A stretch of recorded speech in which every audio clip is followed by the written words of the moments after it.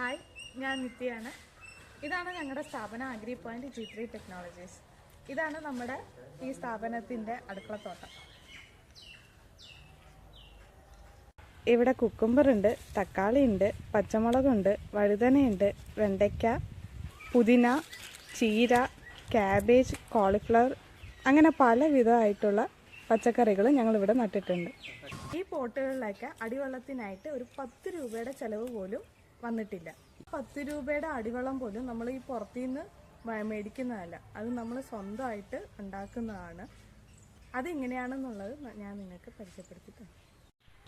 ഈ 10 രൂപ പോലും ചിലവില്ലാണ്ട് നമ്മൾ അടിവെള്ളം ഉണ്ടാക്കുന്നത് വേറെ ഒന്നും ഉപയോഗിച്ചിട്ടല്ല, നമ്മുടെ ഈ അടുക്കളയിൽ നിന്നൊക്കെ കിട്ടുന്ന വേസ്റ്റ് കൊണ്ടാണ്.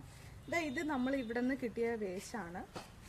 ഈ വേസ്റ്റ് ഉപയോഗിച്ചാണ് നമ്മൾ ഈ അടിവെള്ളം ഉണ്ടാക്കിയിരിക്കുന്നത്. ഇതൊരു 30 ദിവസം ആയിട്ടുണ്ട്. 30 ദിവസം കഴിഞ്ഞു.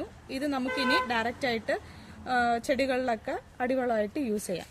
ഇതിതാ 30 ദിവസം ആവുന്നേ ഉള്ളൂ. ഇനി ഒരു 1-2 ദിവസം കഴിഞ്ഞ് നമുക്കിത് ചെടികളിലായിട്ട് അടിവെള്ളമായിട്ട് യൂസ് ചെയ്യാവുന്നതാണ്.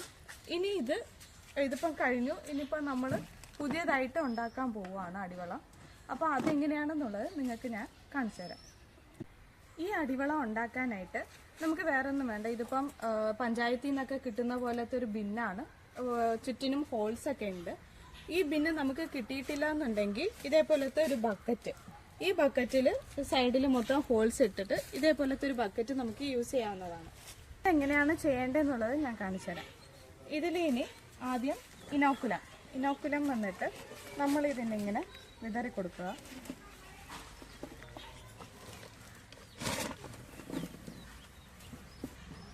ഇത് ആദ്യമായിട്ട് കമ്പോസ്റ്റ് ചെയ്യുമ്പോഴത്തേക്കും ഒരു 2 ഇഞ്ച് തിക്നെസ്സിന് ഇനോക്കുലം ഇടാൻ ശ്രദ്ധിക്കണം.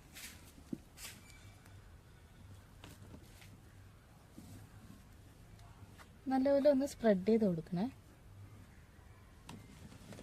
ഇതിന്റെ പുറത്ത് നമ്മൾ ഈ വേസ്റ്റ് ഒക്കെ ഒന്ന് ഇട്ട് കൊടുക്കണം.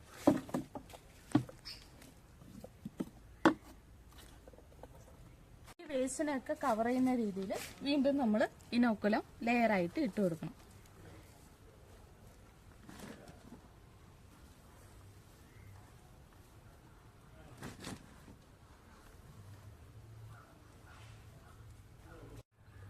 ഇതിൽ പ്രത്യേകം ശ്രദ്ധിക്കേണ്ട കാര്യം എന്താണെന്ന് വെച്ചാൽ, ഇതിൽ നിന്ന് വെള്ളം പുറത്തേക്ക് പോകാത്ത രീതിയിൽ നമ്മൾ ഈ ചകിരിച്ചോറ് ഒന്ന് ഇട്ട് കൊടുക്കണമെന്ന് മാത്രം.